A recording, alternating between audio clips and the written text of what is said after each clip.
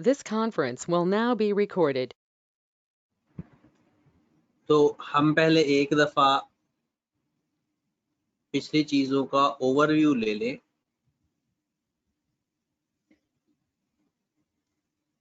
सबसे पहले जब भी हम depreciation for the year find करते हैं, किसी भी साल की डेप्रिसिएशन फॉर द ईयर, तो मोस्ट ऑफ द केसेस तीन चीजें देखी जाती हैं। जब भी किसी साल एसेट की डेप्रिसिएशन फाइंड करते हैं, इसके अलावा भी चीजें आएंगी, लेकिन ज्यादातर तीन चीजें देखी जाती हैं। सबसे पहले ड्रॉडाउन में से अगर एसेट कोई बेचा है उस साल, तो ड्रॉडाउन में से उस साल का डिस्पोजल माइनस कर देते हैं और रेट से मल्टीप्लाई कर देते हैं। फिर दूसरी चीज, उसी साल हम डिस्पोजल को अलग से डेप्रिशिएट करते हैं। ड्रॉडाउन से निकाल के डिस्पोजल को अलग से मल्टीप्लाई करने का मकसद कि उसमें पूरा साल हो सकता है ना हो, 4 महीने बाद हम बेच रहे हैं, 5 महीने बाद हम बेच रहे हो, इसलिए उसको अलग कर देते हैं। हाँ, अगर पूरा साल इस्तेमाल करके बेच रहे हैं तो फिर जरूरी नहीं है कि आप उसको सेपरेट करें। डिस्पोजल को अलग करने का मकसद ही यही होता है कि उसके ऊपर जितना टाइम हम उसको इस्तेमाल करते हैं उतने टाइम की डेप्रिसिएशन ले रहे होते हैं। और अगर साल के दौरान 2 डिस्पोजल किए हैं तो दोनों को अलग कर देंगे। फिर उसके बाद एडिशन की बात होती है।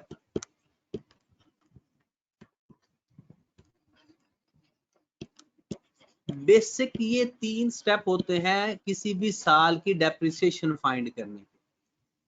ब्रॉडाउन से डिस्पोजल निकाल के पूरे साल की डेप्रिसिएशन ले लेते हैं, डिस्पोजल को अलग से उसके टाइम के लिए डेप्रिशिएट किया जाता है, और एडिशन को भी अलग से हम उसको डेप्रिशिएट कर लेते हैं।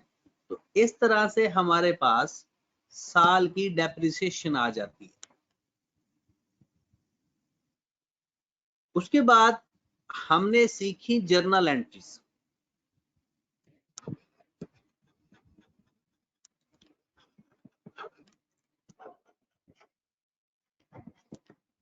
जर्नल एंट्रीज के अंदर आपको याद होगा, वैसे तो अगर हम कोई और ट्रांजैक्शन करेंगे उसकी जर्नल एंट्री का वही रूल डेबिट क्रेडिट वाला होगा, इसमें भी वही रूल डेबिट क्रेडिट वाले होते हैं। लेकिन स्पेसिफाई करते हैं हम कि अगर जब भी कोई एसेट हम खरीदते हैं, हम अपना एसेट डेबिट कर देते हैं, एसेट डेबिट कर देते हैं, कैश, बैंक या जैसे सिचुएशन होगी वो क्रेडिट कर देते हैं। फिर जब भी कोई एसेट बेचेंगे,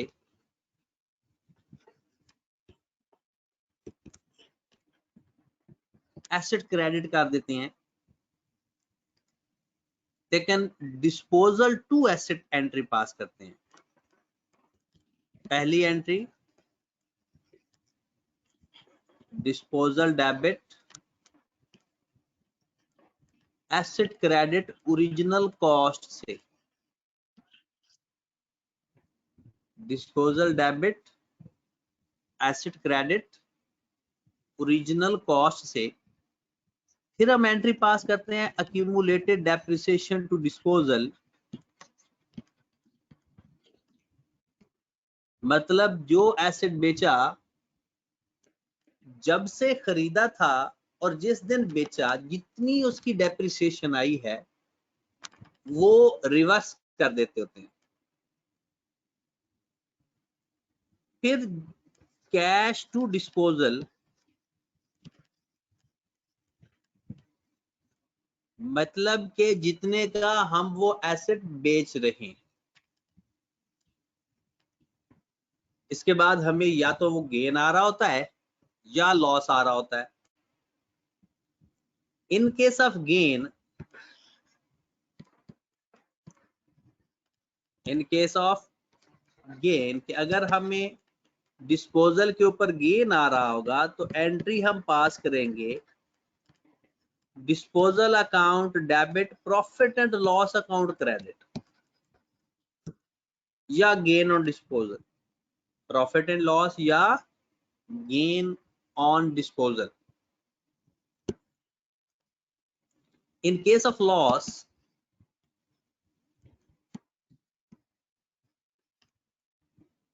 profit and loss account debit, disposal credit.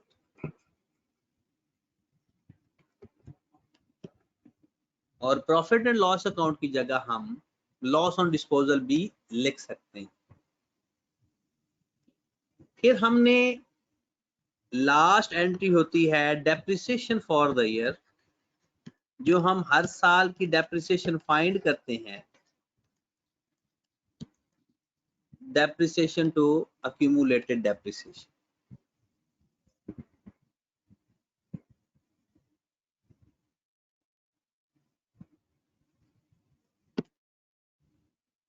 क्योंकि बात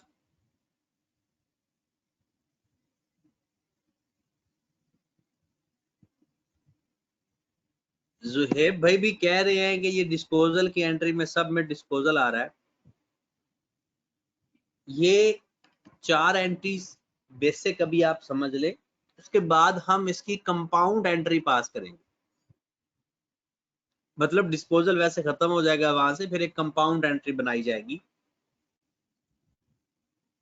चलें जनाब, उसके बाद हम सीखने लगे हैं अभी इसके लेजर्स। आपको पता है जर्नल एंट्री से ही लेजर बनाया जाता है।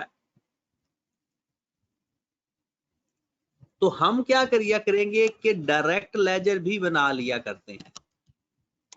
एसेट्स अकाउंट, एसेट्स अकाउंट को इस सिचुएशन में कॉस्ट अकाउंट भी कहा जाता है।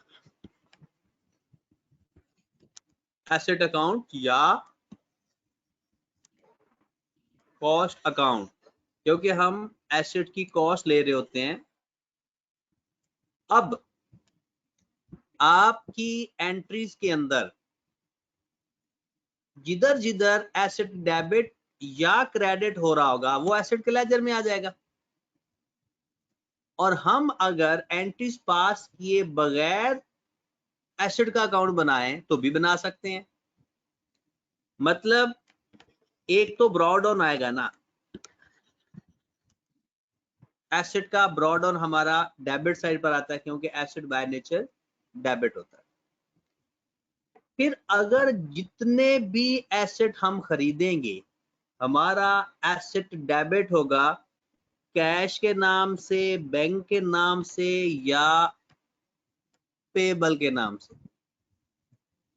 अगर हम कोई भी एसेट खरीदें चाहे उसकी एंट्री हम पास करें या ना करें, हमारा एसेट डेबिट होता है।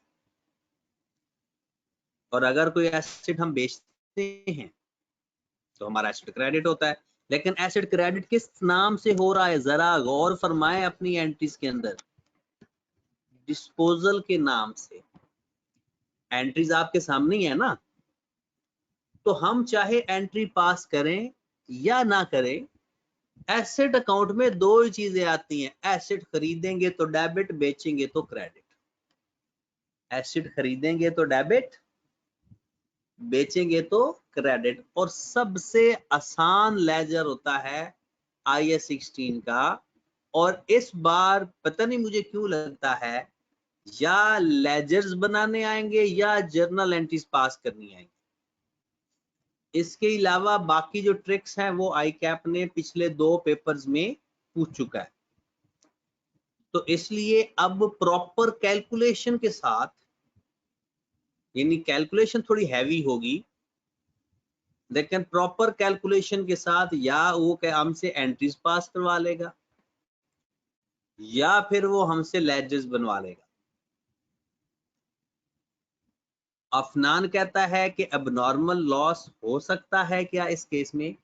सारी सिचुएशन पढ़ेंगे, जो कुछ हो सकता है सारी सिचुएशन पढ़ेंगे। असद कहता है ये डिस्पोजल क्या है? असद भाई अपनी जर्नल एंट्रीज देखें, एसेट क्रेडिट कब कब हो रहा है। अपनी जर्नल एंट्रीज में देखें, एसेट क्रेडिट होता है जब खरीदा जाए, सॉरी एसेट डेबिट होता है जब खरीदा जाए और क्रेडिट होता है जब बेचा जाए। चले जनाब, हम अपना एसेट का लेजर क्लोज कर देंगे और हमारा कैरी डाउन आ जाएगा। ड्रॉ डाउन मतलब opening balance, carry down closing balance. यही कैरी डाउन अगले साल का ड्रॉ डाउन बन जाता है, मतलब पिछले साल का कैरी डाउन अगले साल का ड्रॉ डाउन होता है। फिर हम एक लेजर बनाएंगे अक्यूमुलेटेड डेप्रिसिएशन।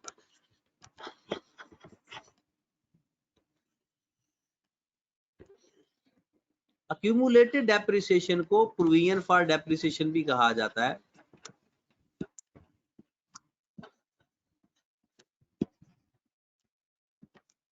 अक्यूमुलेटेड डेप्रिसिएशन के लेजर को प्रोविजन फॉर डेप्रिसिएशन या अलाउंस फॉर डेप्रिसिएशन, ये डिफरेंट नाम इस्तेमाल हो सकते हैं।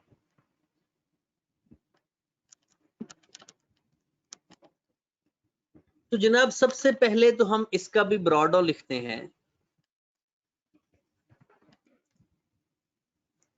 आपने अपने लेजर में ये चीज देखनी है, सॉरी जर्नल एंट्रीज में ये चीज देखनी है कि अक्यूमुलेटेड डेप्रिसिएशन कहां कहां पर आ रहा है। अक्यूमुलेटेड डेप्रिसिएशन कहां कहां पे आ रहा है। एक डेप्रिसिएशन फॉर द ईयर, आखिरी एंट्री, एंट्री पास हो रही है depreciation debit, accumulated depreciation credit. और एक जो एसेट बेच दें उसकी डेप्रिसिएशन रिवर्स कर देते हैं डिस्पोजल के नाम से।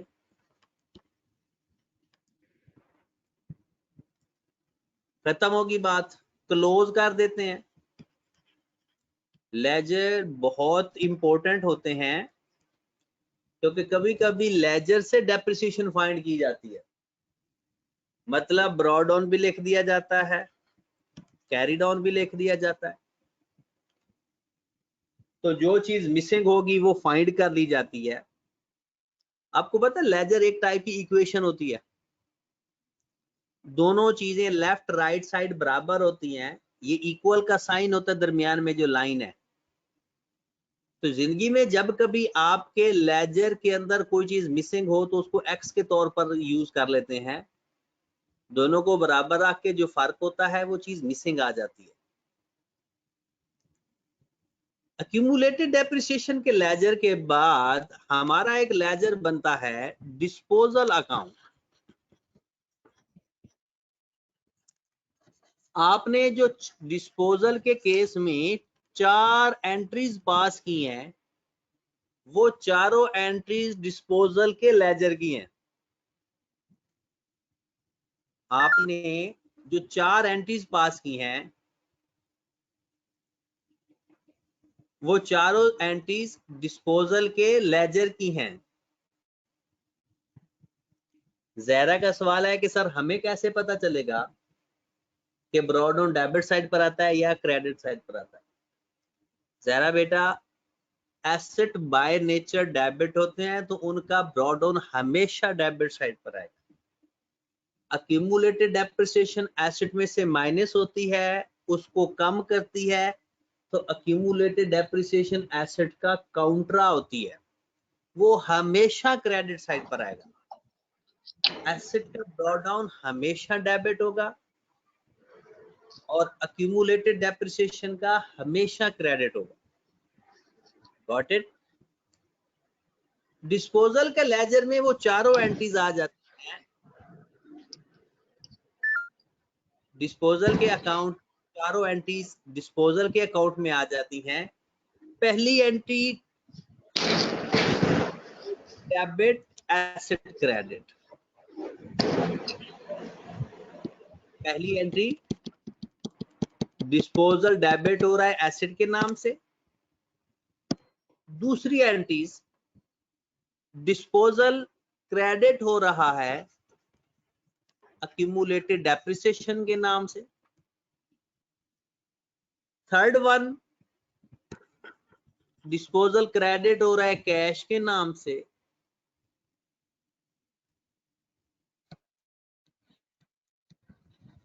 इसमें जो बैलेंसिंग फिगर होगी या वो हमारा गेन होगा या वो हमारा लॉस होगा। नाम इस्तेमाल करेंगे प्रॉफिट एंड लॉस अकाउंट। आपको पता है ये profit and loss account actual में डेबिट हो रहा है तो ये लॉस, और ये profit and loss account credit हो रहा है तो ये है हमारा गेन।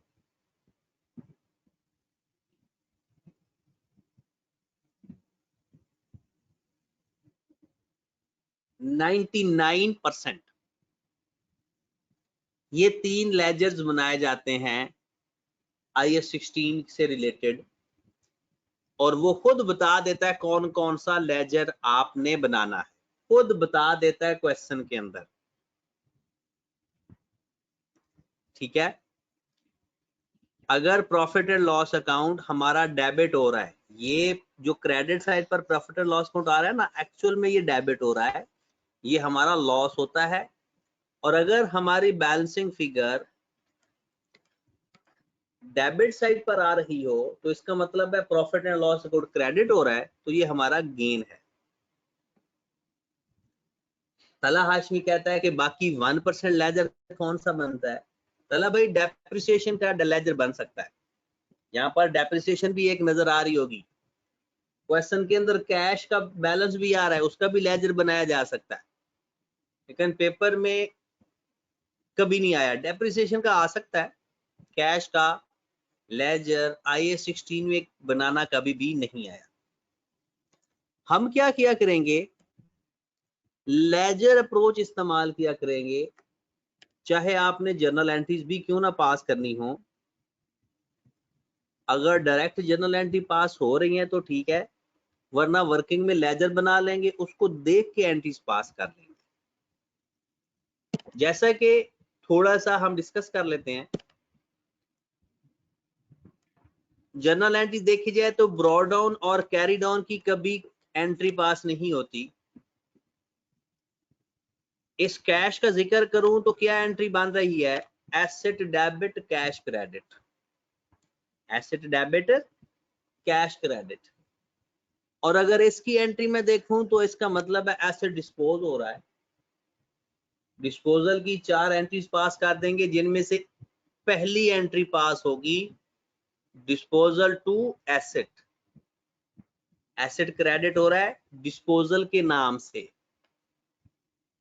ना इसके ब्रॉड डाउन की भी एंट्री पास नहीं होगी और ना ही कैरी डाउन की। ये क्या चीज हो रहा है काम, ये डिस्पोजल की दूसरी एंट्री पास हो रही है। अक्यूमुलेटेड डेप्रिसिएशन डेबिट हो रहा है डिस्पोजल के नाम से, और ये आखिरी एंट्री हमारी है अक्यूमुलेटेड डेप्रिसिएशन क्रेडिट हो रहा है डेप्रिसिएशन के नाम से। फिर उसके बाद डिस्पोजल के अंदर ये जो पहली 2 एंट्रीज हैं, ये एसेट के अंदर भी पास हो जाती है और ये अक्यूमुलेटेड डेप्रिसिएशन की एंट्री है। आप देखें जरा, disposal to asset, asset credit हुआ था डिस्पोजल के नाम से और डिस्पोजल डेबिट हो रहा है एसेट के नाम से। ये वही एंट्री के दोनों इफेक्ट आ गए। फिर अगली एंट्री,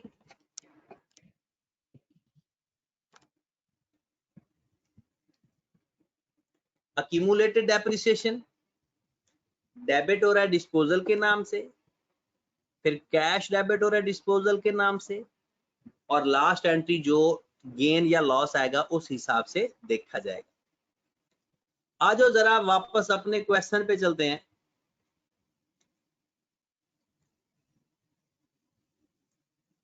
पेपर में आपने यानी रिक्वायरमेंट में आपने इसकी जर्नल एंट्रीज पास करनी थी।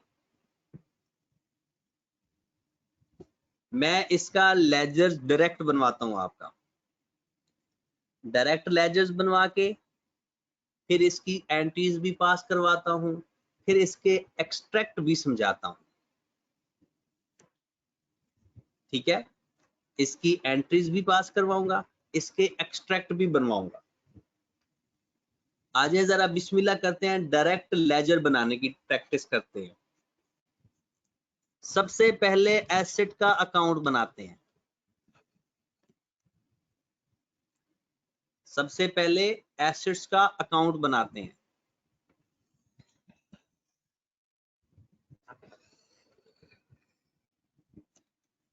दो सालों की बात है तो 2 सालों का अकाउंट बना लेते हैं।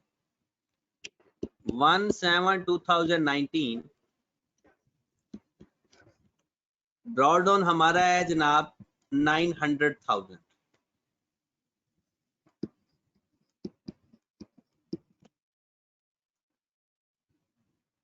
एसेट का लेजर इंतहाई आसान होता है और ये बोनस मार्क्स होते हैं।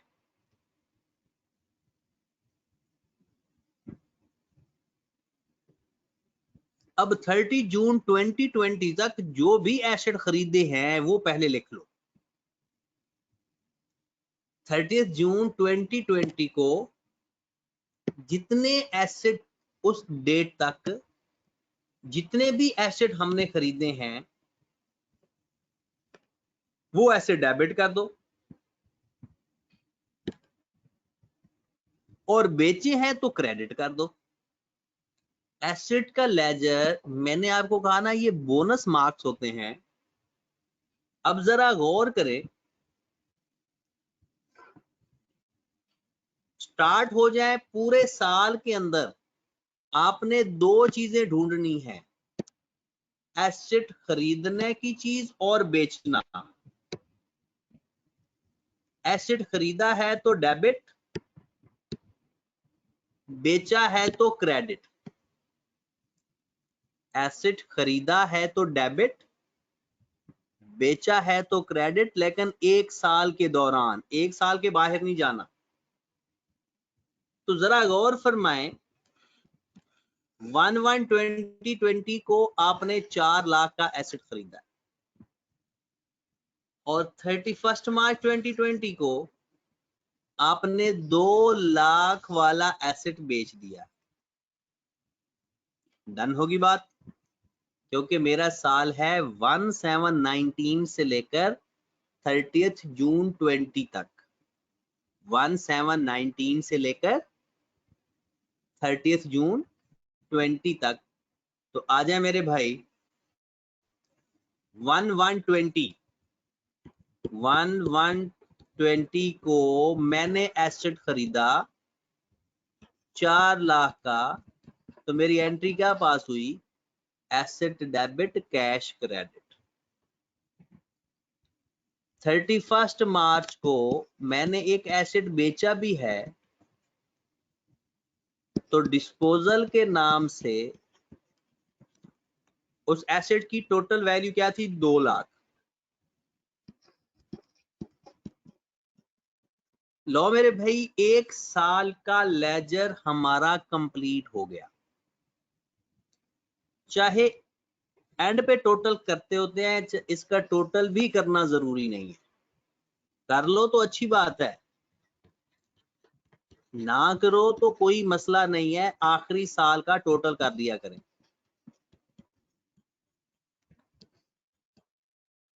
30 जून 2020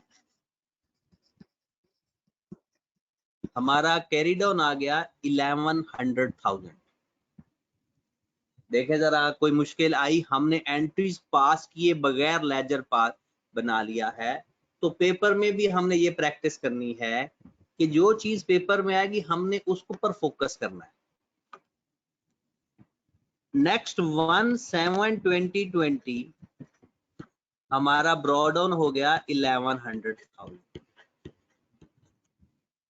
फिर वही अगले साल दो ही बातें तो देखनी है एसेट में, खरीदेंगे तो डेबिट, बेचेंगे तो क्रेडिट। तो चेक कर लेते हैं 2020 में हमने कौन कौन से एसेट खरीदे। 31 दिसंबर 2020 को 3 लाख का एसेट खरीदा और इसी डेट को एक एसेट बेच भी रहे हैं 4,20,000 वाला। सेम डेट को हम एक एसेट बेच भी रहे हैं, राइट। तो आ जाए जनाब, अगला साल कंप्लीट कर लेते हैं। 31 दिसंबर 2020 कैश 300,000 और सेम डेट को हमारा डिस्पोजल हुआ 31 दिसंबर 2020। डिस्पोजल के नाम से हमारा एसेट क्रेडिट हो गया, राइट। खत्म हो गया, एसेट का लेजर कंप्लीट हो गया। 1400,000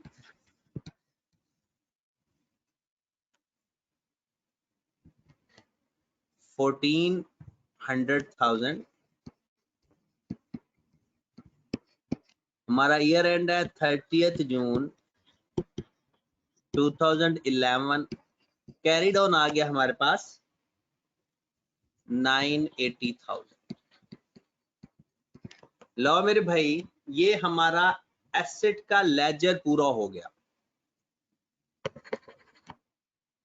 एसेट का लेजर हमारा पूरा हो गया।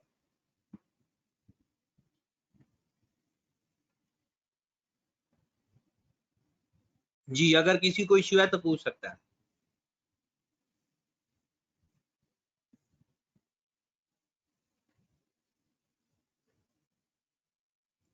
डन होगी बात।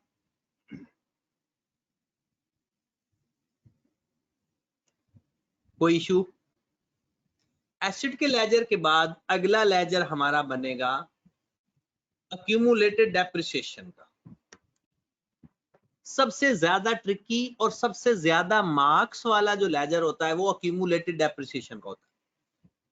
सबसे ज्यादा जिसके मार्क्स होते हैं क्वेश्चन के अंदर वो होता है अक्यूमुलेटेड डेप्रिसिएशन का लेजर।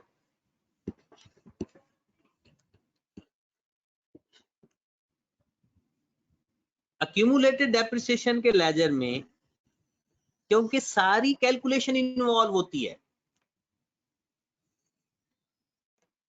आपने अभी देखा कि एसेट के अकाउंट में हमें किसी भी जगह कैलकुलेशन की जरूरत नहीं पड़ी, लेकिन अक्यूमुलेटेड डेप्रिसिएशन के अंदर सारी कैलकुलेशन इन्वॉल्व होती है। 1/7/2019 को हमारा जो ब्रॉड ऑन अवेलेबल है वो कितना है जनाब? 280,000।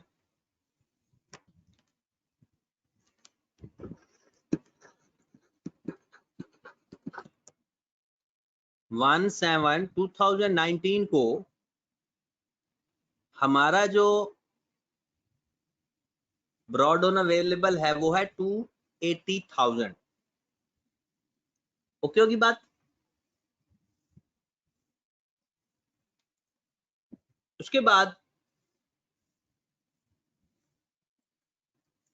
यहां पर 30 जून 2020 को डेप्रिसिएशन फॉर द ईयर आती है और जिसको फाइंड करना पड़ता है और इसके लिए हमेशा हमें वर्किंग करनी पड़ेगी। फिर अगर कोई एसेट बेचो तो उसकी एक्यूमुलेटेड डेप्रिसिएशन डेबिट होती है और हमने एक एसेट बेचा हुआ है डिस्पोजल के नाम से, इसकी भी हमें वर्किंग करनी पड़ेगी। इसलिए इसके सबसे ज्यादा मार्क्स होते हैं, क्योंकि इसकी वर्किंग बहुत ज्यादा इन्वॉल्व है। तरीकाकार वही है। आ जाओ जरा वर्किंग नंबर 1 करते हैं। डेप्रिसिएशन फॉर 30th जून 2020। सबसे पहला स्टेप 1/7/2019 ड्रॉडाउन माइनस डिस्पोजल अगर हो तो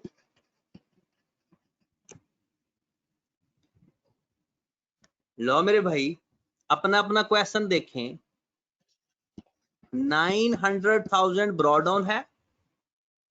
आप क्वेश्चन में ना देखें, आप लेजर ही देख लें, क्वेश्चन की तरफ ना जाएं। आप लेजर की सबसे बड़ी खूबसूरती यही है कि जब भी आप वर्किंग करोगे हमें अंग्रेजी पढ़ने की बजाय लेजर से भी हेल्प मिल सकती है। ठीक है, तो एसिड का ब्रॉडाउन लेजर में 900,000 पड़ा है और डिस्पोजल कितना है 2 लाख। लो मेरे भाई पहला स्टेप डेप्रिसिएशन का कंप्लीट हो गया। Drawdown minus disposal multiplied by rate. फिर हुआ 1/1/2020 को एडिशन।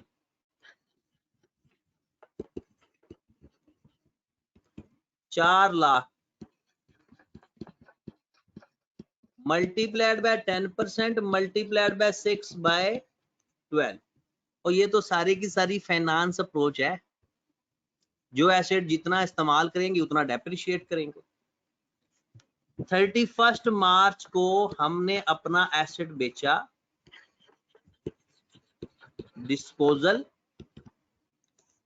डिस्पोजल की कॉस्ट कितनी है 2 lakh multiplied by 10% multiplied bye 3/12 sorry 9/12 क्योंकि मार्च में बेच रहे हैं ना, तो ये तो कैलकुलेशन आपने लाजमी की होगी क्योंकि ये क्वेश्चन आपका होमवर्क है।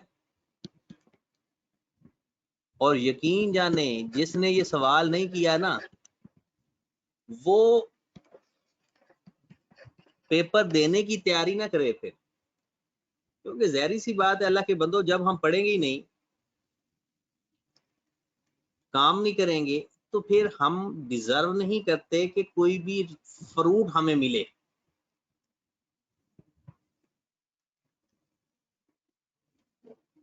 $10,500 आ रहा है।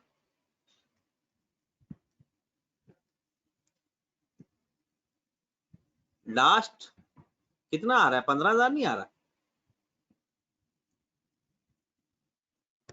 अच्छा टोटल आप कह रहे हो। ये हमारे पूरे साल की डेप्रिसिएशन आ गई।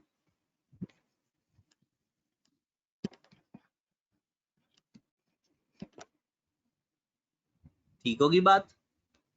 फिर इसके साथ वर्किंग नंबर 2 भी करनी है हमने। अगर एसेट बेचें तो उसकी एक्यूमुलेटेड डेप्रिसिएशन भी फाइंड कर लेते हैं। वैसे वर्किंग जरूरी नहीं है, आप कैलकुलेटर पे डायरेक्ट भी कर सकते हैं। Accumulated depreciation of disposal 2 lakh वाला एसेट हमने बेचा।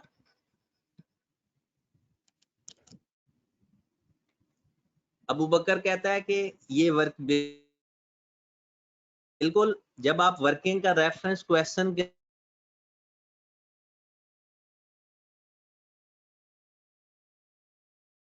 अंदर देते हो ना अबू बकर, तो फिर यहाँ पर वर्किंग का नंबर लिखना भी जरूरी है। वर्किंग का नंबर लिखकर, क्योंकि जब वो क्वेश्चन चेक करेगा ना, अगर उसको अमाउंट में कोई मसला होगा वो वर्किंग का नंबर आकर देख लेगा कि उसमें किस तरह से 200,000 multiplied by 10% multiplied by total time किसने काउंट किया? जिस दिन एसेट खरीदा और जिस दिन एसेट बेचा, मुझे कोई टोटल टाइम बता दे। 3.75 आ रहा है। 200,000 का 10% ले लें और 3.75 ले लें तो कितनी अमाउंट आ रही है?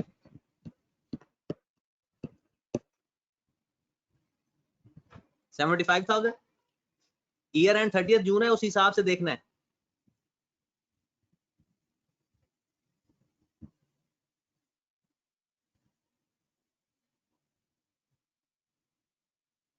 ईयर एंड हमारा 30 जून है। डन। अब चीजें रिकॉर्ड कर लो। आ जाओ जरा, वर्किंग नंबर 1 से हमने डेप्रिसिएशन फाइंड की 105,000 और डिस्पोजल की एक्यूमुलेटेड डेप्रिसिएशन हमने फाइंड कर ली 75,000। डन होगी बात। एक शख्स कहता है क्या हम पहले 3 साल की फाइंड करके इस 9 महीनों की ऐड कर दें? बिल्कुल ठीक है मेरे भाई, हमने पूरे टाइम की डेप्रिसिएशन चाहिए, जैसे मर्जी फाइंड करके आ जाओ, ये इशू नहीं है। क्लोज करो जरा इसको।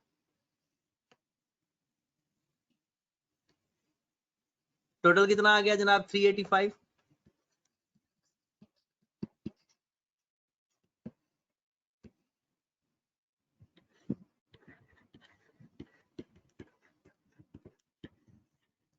हमारा 30 जून 2020 कैरिड ऑन आ गया हमारे पास 310,000। डन होगी बात। ये हमारा 1 साल का एक्यूमुलेटेड डेप्रिसिएशन का लेजर बन गया। फिर चलते हैं 1/7/2020 ब्रॉड ऑन आ गया 310,000। ओके, अगले साल भी वही काम। 30 जून 2011 को हमने डेप्रिसिएशन फाइंड करनी है। हम वर्किंग नंबर 3 करेंगे और एक एसेट बेचा भी है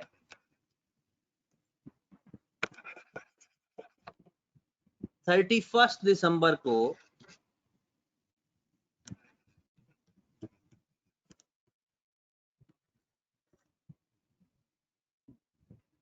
डिस्पोजल के नाम से, चाहे इसकी वर्किंग लिखें या डायरेक्ट कैलकुलेटर पे भी करके लिख दो तो कोई एतराज नहीं है। आप डायरेक्ट कैलकुलेशन करके लिख दोगे, वर्किंग नहीं करोगे तो आई कैप को बुरा बिल्कुल नहीं लगेगा, लेकिन बेहतर यह है कि जैसे डेप्रिसिएशन है इसकी वर्किंग कर लिया करो। आ जाओ जरा वर्किंग नंबर 3 पे चलते हैं।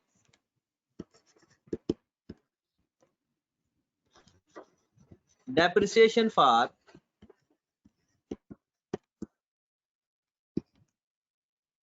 30 जून 2011। 30 जून 2011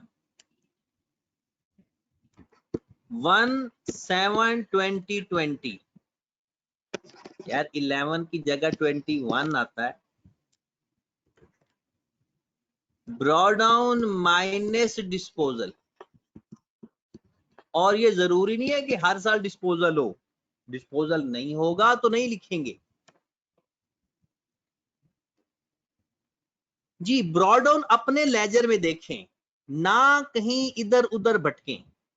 एसिड के लेजर में देखें कि 1/7/2020 को क्या ब्रॉडाउन पड़ा है। एसिड के लेजर में देखें सारे मिलके 1/7/2020 को क्या ब्रॉडाउन है। हम हमेशा लेजर बनाकर ही काम किया करेंगे, हमें ना फिर हर चीज लेजर से मिल जाती है।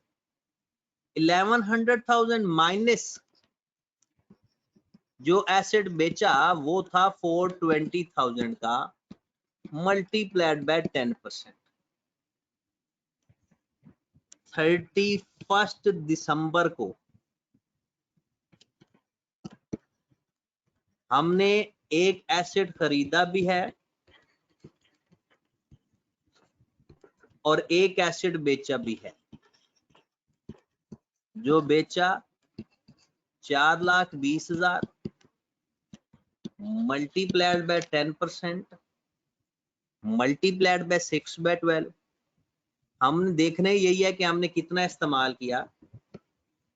सेम डेट को हमारा एडिशन है, एडिशन कितने का है? 3 लाख का। एडिशन कितने का था? 3 लाख का। Multiplied by 10% multiplied by 6 by 12। लो मेरे भाई 68,000, 21,000 और 15,000। यकीन जानो जो बंदा मैथ पसंद करता है उसको ये टॉपिक बहुत अच्छा लगता है, बहुत ही मजा आता है उसको ये टॉपिक करने में। और जिसको मैथ का ही नहीं मजा आता था उसको यहाँ पर क्या मजा आना। चीकू 104,000। साथ ही अक्यूमुलेटेड डेप्रिसिएशन भी फाइंड कर लो डिस्पोजल की।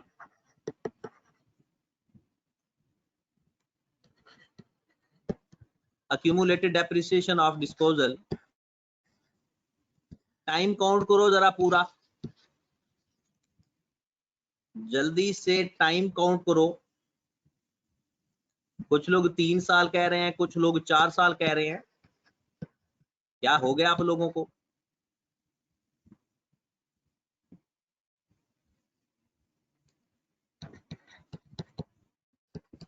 टाइम काउंट करो, 3 साल है 4 साल है?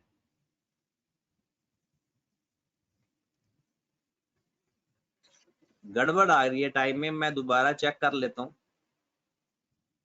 देखो जनाब 1717 को खरीदा था एसेट, 1717 को। 2017 का पूरा साल, 2017 का, 2018, 2019, 2020, 4 साल बन रहे हैं यार। 2017 का 1 साल, 2018 का, 2019 का और 2020 का भी पूरा साल। ईयर एंड है, हमने तो पूरा टाइम काउंट करना है ना। 6 महीने 2017 के होंगे तो 6 महीने 2020 के भी तो होंगे।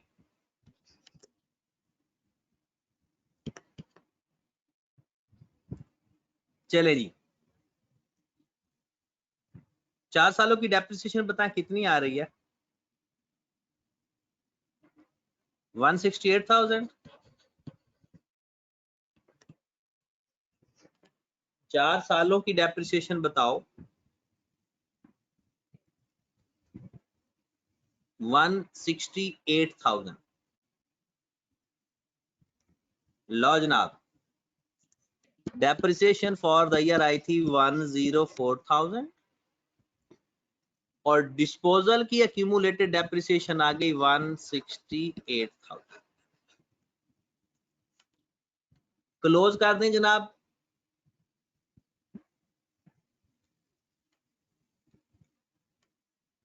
$414,000, 30th June 2021 कैरिड ऑन कितना आ गया?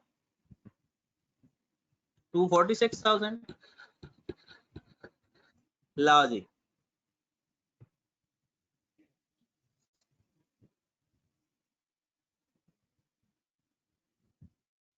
तलहा हाशमी कहते हैं 4 साल कैसे बनते हैं? तलहा जिस दिन एसेट खरीदा और जिस दिन बेचा काउंट कर लो यार।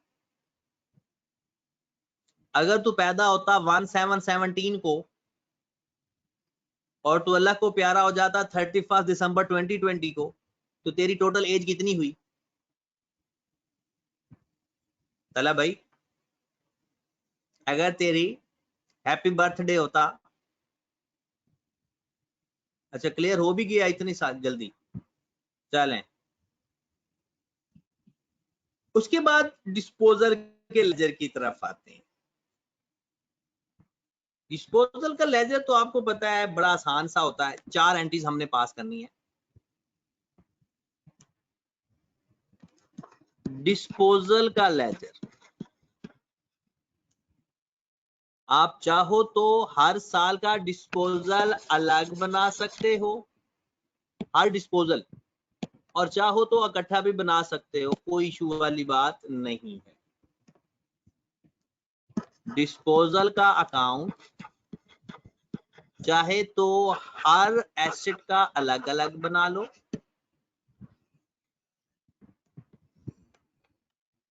जी जनाब। डिस्पोजल का ब्रॉड डाउन कैरी डाउन नहीं होता, डिस्पोजल का ब्रॉड डाउन या कैरी डाउन नहीं होता। पहला जो हमने एसेट बेचा था,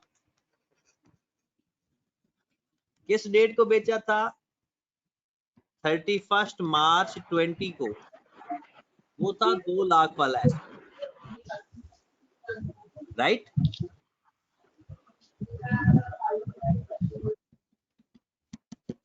फिर हमने अगला एसेट बेचा, सॉरी, उसकी अक्यूमुलेटेड डेप्रिसिएशन कितनी आई थी, किसी को याद है? और नहीं याद तो अक्यूमुलेटेड डेप्रिसिएशन का लेजर देखकर बता दो, क्योंकि ये इंफॉर्मेशन आपने रट्टा लगाने के साथ साथ ये भी देखना ये किधर किधर पड़ी होती है इंफॉर्मेशन। कैश बेचा कितने का था, क्वेश्चन से पता चलेगा। 1,20,000 का। लो मेरे भाई, इन दोनों का जो डिफरेंस आएगा या वो गेन होगा या वो लॉस होगा।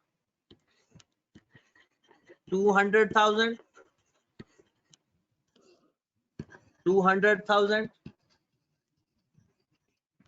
डिफरेंस इसका आ रहा है 5,000 का, और ये लॉस है। डन, खत्म हो गया पहला साल। अबू बकर कह रहा है कि सर दोबारा बता दें। ओ भाई साहब, वो चारों एंट्रीज पास की है, जो डिस्पोजल की कॉस्ट, उसकी एक्यूमुलेटेड डेप्रिसिएशन और कैश, बाकी जो दोनों बैलेंस का डिफरेंस होगा वो गेन होगा या लॉस। 31 दिसंबर 20 को एक और एसेट बेचा है जिसकी कॉस्ट है 4,20,000।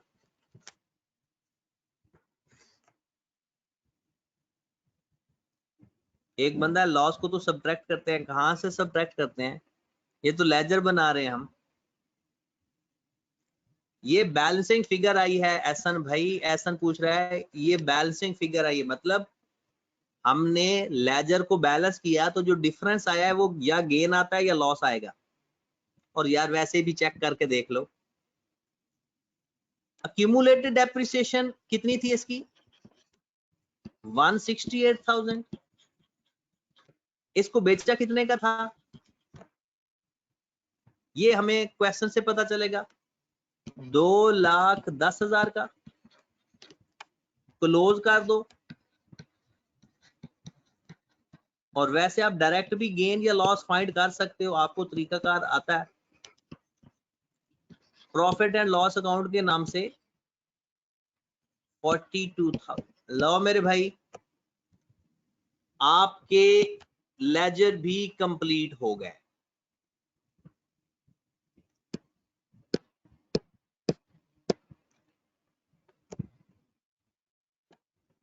ये क्वेश्चन में इतनी चीजें लेंथी थी। लो जनाब, अगर एक स्टेप मजीद इसको जूम, ये तो बहुत ही चुना सा हो गया, लेकिन ये आपका पूरा सवाल है। ये इसमें एसेट का लेजर भी है, इसमें अक्यूमुलेटेड डेप्रिसिएशन का लेजर भी है, डिस्पोजल के लेजर भी है, और वर्किंग भी है। ठीक है, डन की बात। अब अगली क्लास में हमने इसके एक्सट्रैक्ट, इसी क्वेश्चन के मैं आपको एक्सट्रैक्ट सिखाऊंगा। जो नेक्स्ट क्लास, आज हमारी दोनों क्लासेस IAS 16 की होनी है, ठीक है। और जो जो आपके सवाल हैं वो आप अपने सवाल कायम रखो, और अगली क्लास में आप अपने सवाल भी पूछ लेना। इस क्वेश्चन को देखकर भी आना, ठीक है। अपनी क्लास के बाद नाश्ता नुश्ता भी करो, फिर मिलते हैं इंशाल्लाह 11:30 बजे। ओके जी, अल्लाह हाफिज।